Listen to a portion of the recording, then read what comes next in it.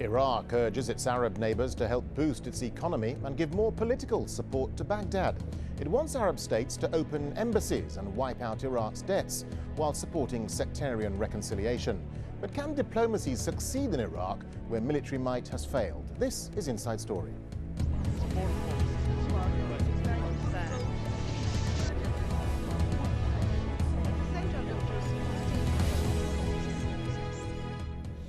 Hello, I'm Darren Jordan. Get more involved in our divided country's problems and cancel billions of dollars of debt. That's the message the Iraqi Prime Minister gave his country's neighbours on Tuesday. Nouri al-Maliki was speaking in Kuwait at a meeting of Arab states and major powers. The conference is the third regional gathering focused on how states can help Iraq. On the agenda, border security, fighting militias, diplomatic relations with Arab states and Iraq's debt. Among those attending the meeting, representatives from Iran, Syria and Kuwait. Well, US Secretary of State Condoleezza Rice is there, and she's also pushing Iraq's neighbours to give the country more financial and diplomatic support. Speaking at the conference on Tuesday, Nouri al-Maliki said that Iraq has made good progress in overcoming its sectarian divisions. He also appealed to the country's neighbours to ease Iraq's debt burden and to show their diplomatic support. Scrapping our debts and cancelling any financial compensation sends a positive message to the Iraqi people. It shows them a real desire to help overcome the crisis they are living through, to speed up development projects, support security and stability, and fund the public services sector. It is difficult for us to understand reasons for the delay in establishing diplomatic ties with Iraq, particularly after we got rid of the dictatorship.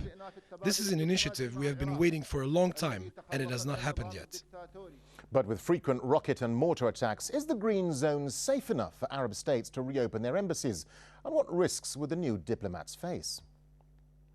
The Green Zone is the most protected area in the country. It houses Iraq's government and many diplomatic compounds. Despite the fortifications, it's been attacked many times since its establishment 5 years ago.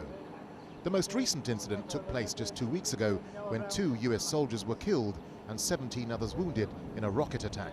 And last year, the UN Secretary General ducked under a podium when a rocket hit the building he was in during a press conference. And life outside the Green Zone is dangerous for diplomats too. In July 2005, the Egyptian ambassador Ihab al-Sharif was kidnapped and killed by an Islamist group. And just a few days later, the Pakistani and Bahraini ambassadors were attacked in separate incidents in Baghdad. Well, joining us now are our guests in Kuwait City, Badria Darwish, a writer at the Kuwait Times. In London, Sabah Al-Mokhtar, president of the UK-based Arab Lawyers Association. And in Washington, D.C., David Schenker, senior fellow in Arab politics at the Washington Institute for Near East Policy. Welcome all to the programme. Badria Darwish in Kuwait City, let me start with you, if I may, because the Iraqi Prime Minister has been urging his Arab neighbours to do more to support his country. But can Iraq really count on Arab states to help stabilise the country and build confidence, do you think? I don't know from which side you mean, because the problem, in my opinion, it's not money or finance. Iraq is a rich country. The problem is insecurity, in all honesty. Can Maliki secure a good base for diplomats to come to Iraq? Then he can talk. Yeah, but of course, Arab countries could help if the situation in Iraq comes down. OK, let me bring in Sabah Al-Mokhtar in London. Nouri al-Maliki is calling on Arab states to provide more political support by opening embassies in Baghdad. Why do you think he's making this call now? Well, I think the Americans are pushing him to do so because the Americans have a problem at home. They're trying their public relations exercise within the US is not working. So now they are calling on not just Iraq and Maliki, but the Arab countries to come to their aid by claiming and pretending the situation is good in Iraq. They are calling for the embassies to be there, and I'm wondering where are they going to put the embassies? David Schenker in Washington, the US Secretary of State Condoleezza Rice has been attending these meetings. How much pressure can Washington put on Arab states to establish full political ties with Baghdad? Well, I think that the idea that diplomatic recognition will be helpful is very clear, and I don't think that it requires a whole bunch of pushing from Secretary Rice on this regard. I think these Arab countries are very concerned because of the security situation there, about what happened to Egypt, what happened to Pakistan, Bahrain, Jordan. There's been a bad experience. It shouldn't take a whole lot of effort to do so, but it's going to be hard to try and convince these countries that it's in their interest to help Iraq become a stable country and to put their own lives on the line to do so. Badria Darwish in Kuwait, what role do you think neighbouring Arab states can play in Iraq, or should Arab states leave Iraq and its problems themselves, let Baghdad sort them out? It's not the problem of what the Arabs could do or not do. The Arabs want to be in Iraq, and they already started before, as you remember, opening embassies, and then a lot of kidnapping, a lot of bombing happened. I don't have to repeat the history for you, you know it very well. Yes, we could help if Iraq's security is good enough for our diplomats to be there, because what diplomat will just sit in his embassy? No, he is there to mix with people, encourage business, meet with people. If there is no security and he's tight in his embassy, what could he help?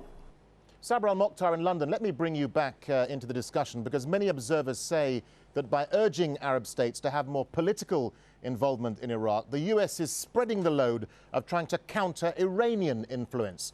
What's your take on that?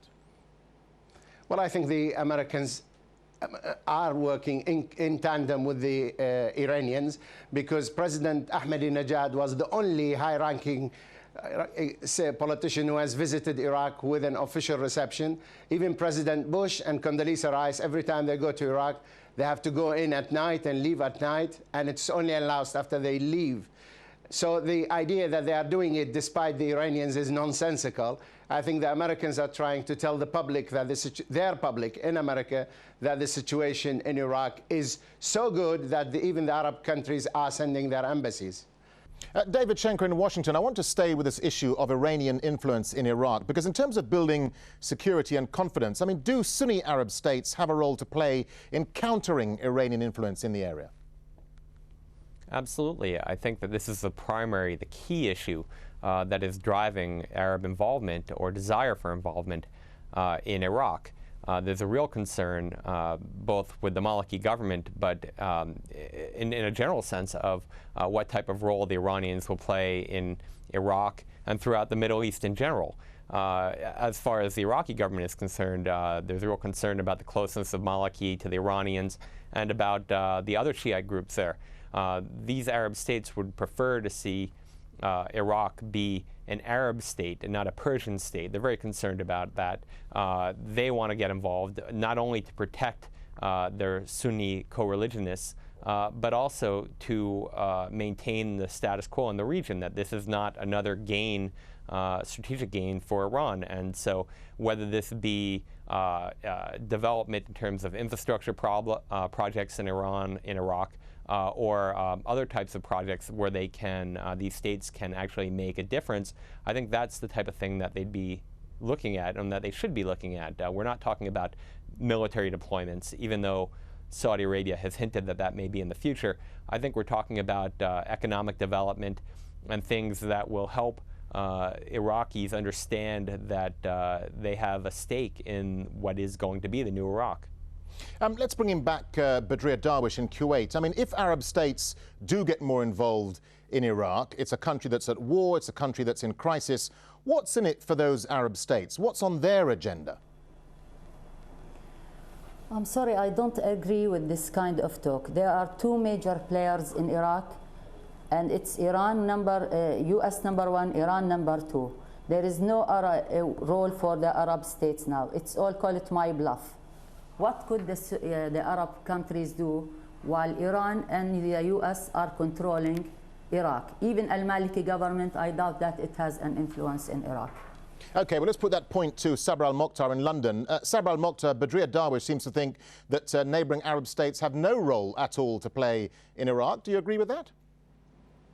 Absolutely. The Americans, right from the outset, they were looking for somebody to blame. We started with the remnants of Saddam Hussein, then we got into the Arab fighters, then we got into bin Laden, then we got into Zarqawi, and now it is Iran, and now it is the Arab countries. And they are looking at the Arab countries having participated in the conspiracy to occupy Iraq. The Americans are saying the Arabs must pay the price. One, they must send their ambassadors so that they get killed there. Two, they must waive their debts, which the Americans have actually imposed on Iraq in favor of the Arab countries. Now the Americans are calling on these countries to waive these debts. And then its next step is going to be asked, the Arab countries are going to be asked to rebuild Iraq. And this is one way of pacifying public opinion within the USA. This is the whole thing is a public relations exercise for an internal American policy which is dragging in others who have absolutely no say, no power, and nothing to do with the exercise. The Arabs send their ambassadors. The Egyptian was killed there. The Qatari was nearly killed there. The Jordanian embassy was blown up. What are they doing? Do they have still more room in the green zone to put further embassies? Well, what are the Americans looking for? OK, well, let's put that point to David Schenker, because Sabra al-Mokhtar seems to think the green zone is a very dangerous place. We highlighted some of the attacks there. The Iraqi Prime Minister wants his Arab neighbours to open more embassies in the green zone, but it is a very, very dangerous place. So, I mean, you know, he's got some more convincing to do, hasn't he? Yeah, I think there's no doubt that it's a dangerous place. It's not entirely secure. But the question is really whether these Arab states are going to support the legitimacy of the Iraqi government, whether they're going to demonstrate some sort of political and economic support for this new and embattled government. They have an interest in seeing this succeed. We saw that the Saudis and others have been working in Lebanon to undermine Iranian influence. They also, the Saudis, the Gulfies, other Arab states, Turkey, have an interest in seeing Iraq work. Yeah, it's a dangerous place. I don't think anybody's going to debate that. The question is whether people are going to take some risk and whether they're going to diplomatically and economically get on board. It's not just that the Americans are looking for somebody to bail them out. The Iraqi government themselves blames Syria for sending in jihadis. It's not like this is an invention. Also, it's well known what type of role the Iranians are playing there. This is not an invention. This is something that is real and that is a threat to the stability of Iraq. The Americans point this out periodically, but so do the Iraqis. And I think that you know, the fact that Iraq is a dangerous place is because of, in part, because of the neighbors. We see the Anbar awakening. We see Sunnis taking on al-Qaeda types and foreign insurgents. There's a growing realization among Iraqis that they want this to work. And I think that the Arab states should recognize that and get on board. OK, stay with us, won't you? Because it's time for a short break now. But when we come back, the Iraqi Prime Minister wants Gulf states to wipe out more than $40 billion worth of debt. But with rampant levels of corruption in Iraq, why should they? More on that. Stay with us.